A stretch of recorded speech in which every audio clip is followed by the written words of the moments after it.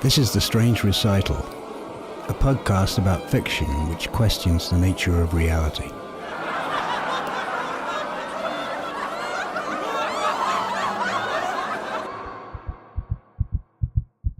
My heart rate was slightly elevated. My hands felt strange. I experienced a bit of a tremble. There was a twinge of paranoia and a feeling that I was forgetting something. I hadn't yet taken the drug, but I was about to. There were 60 glass vials in a white cardboard box in the trunk of my car, stolen from a clinical drug trial. They were paying junkies $75 each to participate. Somehow, they were surprised when something went missing. Ingesting the drug was purported to create the sensation of watching a movie of one's life. Memories arranged sequentially and viewed without intermission. Events and scenes were projected upon the inside of the skull, an unflinching picture show. My car, with the drug in the boot, was tucked behind the rural filling station. Still hot and smoking, the machine had suffered catastrophic failure. The oil pan was ripped open and every moving part was exploded or seized. There was a trail of liquid. Crushing a spent cigarette under my shoe, I was acutely aware of the dirty sound, rubbing and tearing and scraping. The stillness was unnerving. Every sense was heightened and present. I missed my pocket, and the small box of wooden matches that I had been holding hit the pavement with a cardboard sound as I have never heard. There was a loud scrape as I scooped them up. I smoked another cigarette by the pumps. The station was closed. I had followed signs off the highway for gas. I don't think I even needed gas. Mile after mile of field and forest, lefts and rights following hand-painted signs. I didn't see a house or building or town. The filling station office was unlocked, said a light shoulder to the door. Inside, the cash register was open, but the till was empty. There was ice-cold beer in a slide-top case. There were packs of cigarettes in a plywood rack on the wall. I helped myself to a long-neck beer and a pack of Camels. I slipped a few dollars under a couple of ballpoint pens next to the register. I don't regularly smoke Camel, but I once had a girlfriend who smoked them. The tobacco has a unique scent, and I always associate her with that delicious, burning leaf. I was in a reflective mood. There was a gone fishing sign hanging in the window of the station, covered in dust. Hand-lettered and real, the sign was not the type sold in tourist shops. Gone fishing meant a fishing trip, out of town and staying over, sleeping in a cabin near a bend in the river. No one was coming back here anytime soon, if ever. I set out to see if there were any signs of a town further on down the road past the station. I didn't want to find out later that I wasn't stuck here at all, that civilization was right around the corner. I left the only structure that I had seen for hours. Walking the sharp turns and steep grade deep into the forest, I found that the road only narrowed. The pavement was barely an impediment to the desires of roots and vines. The rate of growth was disturbing. Serpentine movements of vines dominated the road, the edges now obscured. Following a sinuous path, the vines embraced and twinned in the middle of the road, twisting and coming together. Once, in my youth, I stood in a sun-fueled cornfield and experienced a creaking, silk-stretching, insect-mandible cacophony that shook my very soul. Hands covering my ears, I was lost in a corn maze and left behind. Forged permission slip, not included in head count, crying at crossroad. The school bus had gone. The field was screaming and closing in. I did not want to experience that again. I turned away from the advancing tendrils and tried to put the sound out of my mind. Everything was green and growing. I could hear it. There was nothing for me in this direction but a root-filled skull. Heading back toward the filling station, I saw a set of terrible skid marks on the road. The tire marks were not the type made when brakes are applied, but rather those made by a vehicle spinning out of control, accelerating all the while, possibly airborne at some point. I smoked a couple of cigarettes where the car had left the road. The vegetation was thick and some of it was broken. Much of it had been pushed aside and sprung back. There was a torn-up post and cable guardrail. The land fell away in a hurry. If there was an automobile down there, it certainly wasn't visible from the road. I'm no forensic expert, but fluids from a shattered crankcase were still puddled up, and there was a smell of burnt rubber. This was a fresh one. I had no desire to be the first one on the scene. The forest was advancing. Some broken sassafras was fragrant and sweet. I headed back to the filling station, leaving the wreck behind. I didn't realize how far I had walked, and it took some time to return. There were no passing cars, nor were there going to be any. It was late summer, and the sun was still high. I broke the seal on the vial. It was a slim glass cylinder with a type of tamper-proof adhesive strip marked with a barcode designed to be read by a machine. The dose was a pale pink liquid the color of a blush wine. There were 3 grains suspended in the liquid. The grains appeared as little balls or Sputnik or an electron microscope image of pollen, each smaller than a dried pea. I gave the container a gentle shake and swallowed it down. The taste was vaguely metallic. I went inside the shop and pulled a beer from the case. I slipped a couple dollars under the pencil cup. I went into the restroom to splash some water on my face. The bathroom sink belonged in a filling station, rust streaming from overflow hole. There was a filthy loop of cloth towel hanging from a dispenser on the wall. There was no fresh towel to pay out. I lifted my t-shirt and wiped my face and hands. I steadied myself on the edge of the sink. My body felt stiff, my stomach unsettled. I threw up into the sink and rinsed it down. The movie was about to start. I had a few expectations about how this cinematic recounting of my life was going to go. These ideas would prove to be wrong. I was a participant and observer only. It was clear that I was not the director. The first memory was upon me like a wild animal. I had thought that few scenes from a happy childhood would play out grainy and popping. Instead, I was entering my building on the Lower East Side, keys in hand. There was a rotating, spinning point of view. I put the key into the door, wrought iron and glass. The sound of the key, a distant siren, a heavy thunk. I was right there and I was watching myself at the same time. There was a sound like a Leslie speaker attached to a Hammond organ. I knew what was coming. I cursed at a New York lapse. An unseen assailant pushed through the door behind me. We were jammed up in the vestibule between 2 glass doors and some mailboxes. I felt the adrenaline rush. I watched and twitched as I kicked the stranger in the groin. I grabbed his head as he doubled over. I slammed his face onto my knee as I brought it up sharply. His nose shattered with the sound of a snapping celery stalk. Blood flowed. My knee hurt like hell. I was crazed as I pushed him back out onto the sidewalk. He fell to the concrete and I kicked him repeatedly, blow after blow to the head. He was trying to rob me, this fucker. I was there, kicking again and watching myself kick. When he was unconscious, I went through his pockets. I found a fistful of small bills, a dime bag of dirtweed, and a gravity knife that I still carry today. He was dead. I knew it then, and I know it now. I was pissed that blood had ruined my favorite pair of stovepipe trousers. I made no attempt at a cover-up. The super mopped up the blood. I threw away the pants. No one ever asked me any questions. My breath was rapid and shallow. I focused my eyes to find that I was gripping the rust-hole sink in the filling station. The water was still running and the volume was outpacing the drain. The sink was filled and the rusted overflow was in use. I tried to reach for the spigot but found that I couldn't move. After a wave of panic and a couple of forced deep breaths, everything was free. I shut off the water. I needed some fresh air. I stepped out the back door and lit a cigarette. "Close before striking," said the tiny print. There was a pop and flare of phosphorus and chlorate, the smell of sulfur and burning pine. I've used wooden matches since I was a kid. I like the strike-anywhere kitchen type. I remember my mother opening every drawer and cabinet looking for something with which to light the stove. My car was out there, half up on the apron. A 49 Merc facing another rebuild. A ridiculous machine, powerful 8, great going straight.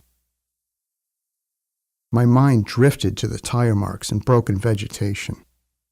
I felt compelled to return to the crash site.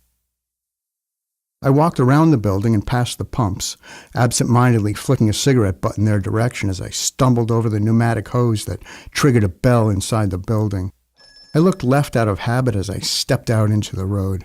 I walked the wasted center line, a single yellow, worn and cracked from repeated crossings in winter. There was no traffic now, and the pavement was hot. Plants were testing the blacktop as though sticking a toe into a swimming pool before plunging. I walked stiffly back toward the wreck. My mind did not feel as my own. The forest overhanging the ribbon, an ever-darkening tunnel. Things were starting to spin again. I was walking, but I was somewhere else. My mind tested and tested again. There was a corridor of faces. I was back in school. History class. That's where I learned forensics. That's where I learned that Kennedy had been shot. I had a teacher who was obsessed with the Zapruder film. He showed it to us over and over. We analyzed every frame as though his little group of junior forensic experts was going to see something that the Warren Commission had not. I stiffened as I recalled the tests. Each test we took billed as more important than the previous one, each exam a progress report of some type. We were tested constantly in our youth. Reading, writing, and math. Math. The idea that I'm no good at math is ludicrous. I can look at a woman, for example, and execute millions of complex calculations per second. Hip-to-waist ratio, ankle diameter, height and weight, inseam length, thigh gap, and estimated annual expenses. I stumbled to the edge of the road, my pencil in my hand. I was there in the 6th grade classroom, detailed and olfactory. The rotating, spinning point of view returned. This test, on this particular day, I recalled vividly, beyond vivid. I was a participant and observer. The desks were arranged in a semicircle. The paperwork was in front of me. I wasn't looking at the questions. I wasn't looking at the test. I was looking up Julie Tucker's skirt. It sounds terrible and perverted now, but we were the same age, just kids trying to figure it out. She was trying to figure out how to sit in a short skirt, and I was trying to figure out how to brush my cheek up against that smooth inner thigh. I could see the rose pattern on her underpants. I could make out the petals and a few tiny thorns. This movie of my life was not unfolding as I had anticipated. So far, I am a murderer and a pervert, certainly not news to me, but this test on this particular day turned out to be important. There was no build-up to the importance of this test. They just kind of slipped it in there, which, of course, was all I could think about. This test measured intellect, producing a simple score, a number assigned to intelligence. Very scientific, this number taken as gospel, a number for my permanent record. There were 2 questions that I got right. These were visual in nature. The questions involved moving 2 wooden sticks to create another pattern. They looked like matches in an ashtray to me. It was easy. Peeking up Julie Tucker's skirt, that's where I scored high. IQ probably coming up 60. This explains a lot. I never thought of this before, of course.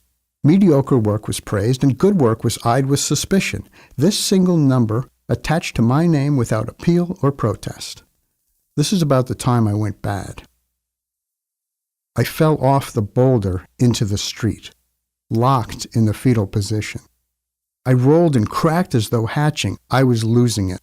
I didn't like the way this movie was playing out. I was still on a field trip. I hadn't even gotten to the wasted hours, needles, and prison part yet. Things were proceeding backward, and I didn't want to go back. I struggled to my feet. I staggered up toward the crash site. At the top of the rise, the road dipped and fell sharply to the left. A car cresting the hill and favoring right would become airborne and probably swap ends. After bottoming out a couple times, the car would punch through a wall of green that opened and closed as an iris. A single car theory.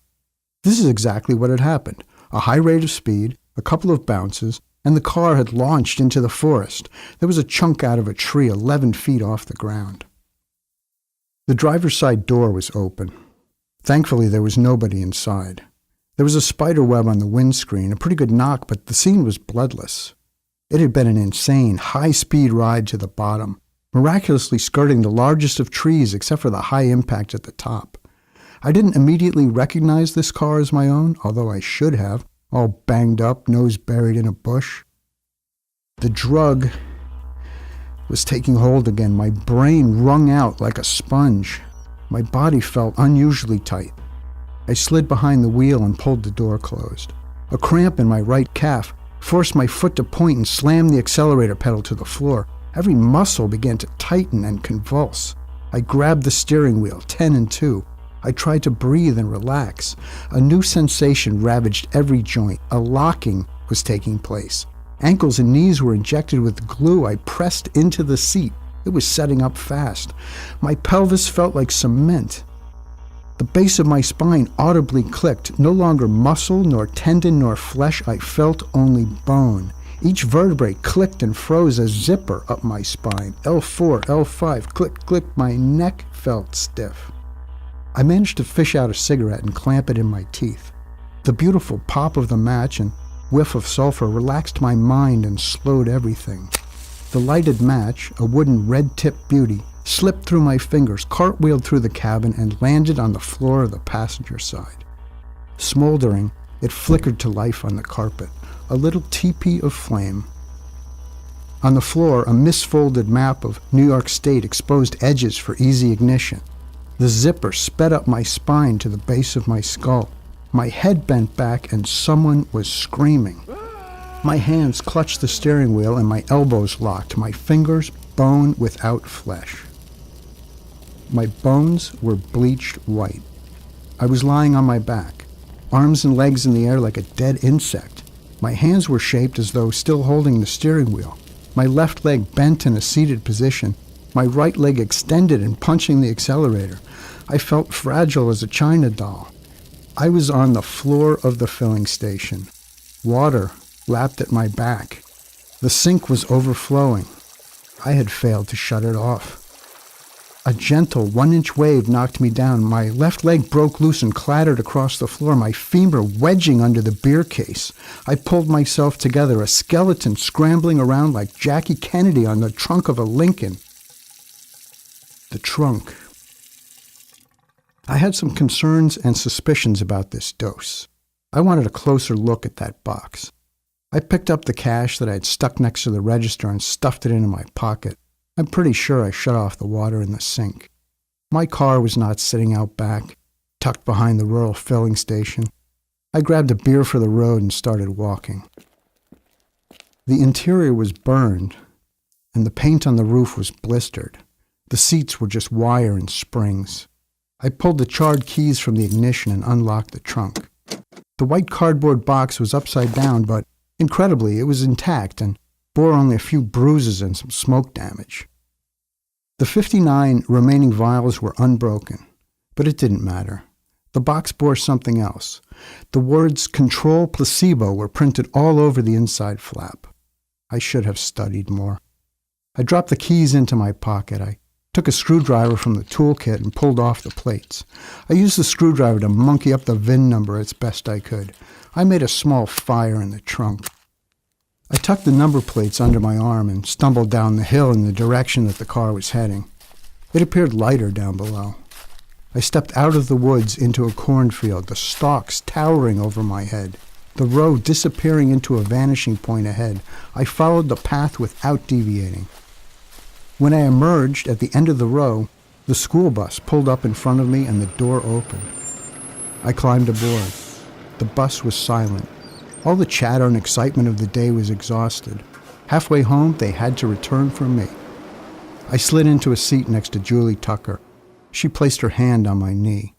I studied the license plates in my lap, tracing my fingers over the raised letters and numbers. 49 Merc. The chaperone, who had probably seen my scores, suggested that I study the plates carefully, as I would likely be making them in prison one day. I felt nostalgia for the present. Placebo overdose. Julie Tucker's skirt, destined murderer, pervert, bleached bones overturned. That was Paranoia, Twinge, written and read by John Montgomery. We may be talking to him right after this.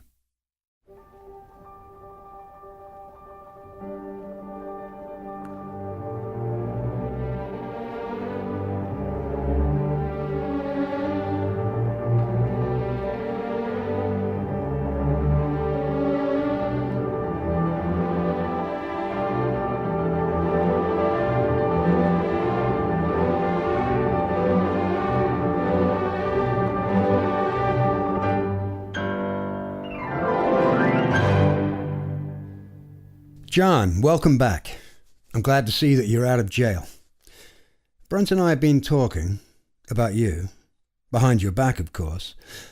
Your last couple of visits have been problematic, and we realize we don't know much about you. So we decided to run this as a pretty straightforward author interview. Okay? I'm all for it, and I'm not trying to be rude or disrespectful, but I have no memory of being here before now. None. There's some big gaps. When I was in the green room earlier, waiting for you guys to... Hold on.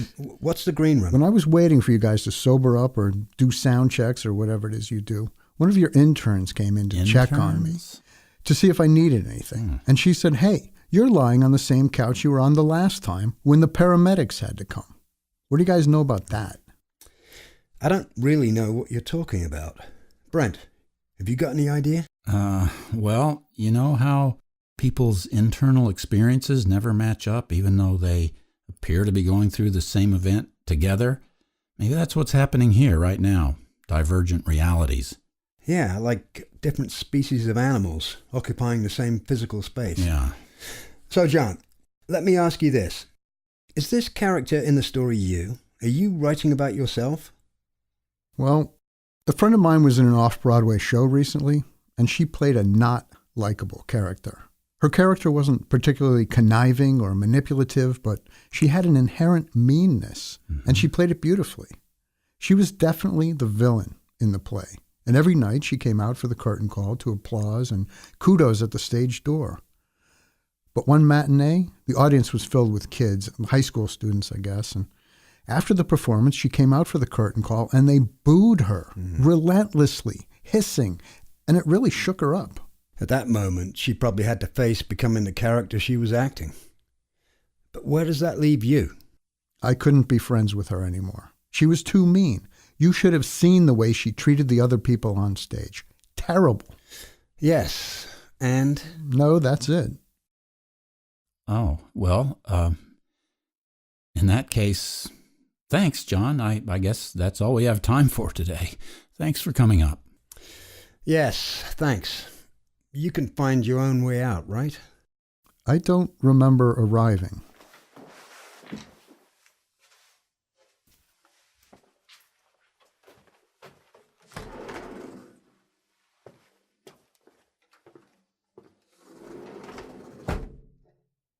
I think we just made another mistake. Yeah.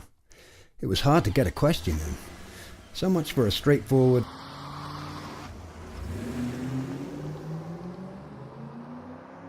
My God, to think they gave this guy a license. I think that was your car.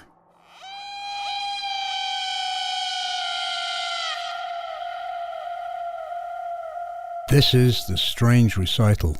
Our website is thestrangerecital.com.